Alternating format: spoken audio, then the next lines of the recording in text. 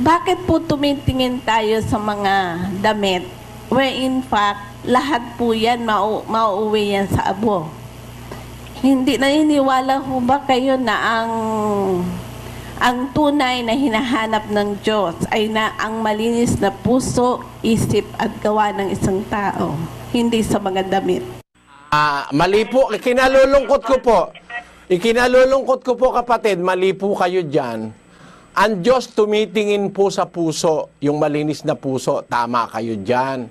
Pero ang tao po ba nakakatingin ka sa puso? Hindi man natin nakikita ang puso eh. Diyos lang po ang nakakakita ng puso. Basahin natin ang 17:9 ng Jeremias. Ang puso ay magdaraya ng higit kaysa lahat na bagay at totoong masama. Sinong makaaalam? Akong Panginoon ay sumisiyasat ng pag-iisip, aking tinatarok ang mga puso. Ayan.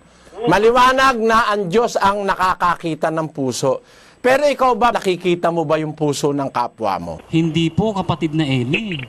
O kung hindi mo nakikita, alin ang nakikita mo? Hindi ba yung labas? Tama po yun, yung labas po ang nakikita ko.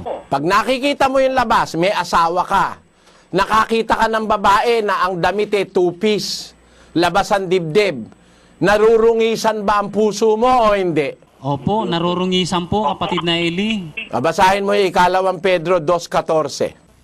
Na may mga matang puspos ng pangangalo niya at hindi maaaring maglikat sa pagkakasala, na umaakit sa mga kaluluwang walang tiyaga, na may pusong sanay sa kasakiman, mga anak ng paglait. Eh di ba? Ang tao kasi, ang kasama mo tao eh. Tama, ang Diyos tumitingin sa puso. Eh yung tao ba, puso ba tinitignan? Hindi naman eh, nakikita ng tao yan, labas eh. Eh lalaki ako, may asawa ako, halimbawa. Eh ikaw pupunta ka sa, haharap ka sa akin, labas na lahat ang pwede mong ilabas. Hindi ba dinudungisan mo ang puso ko? Pati mata ko tuloy, nagkakasala ako, di ba?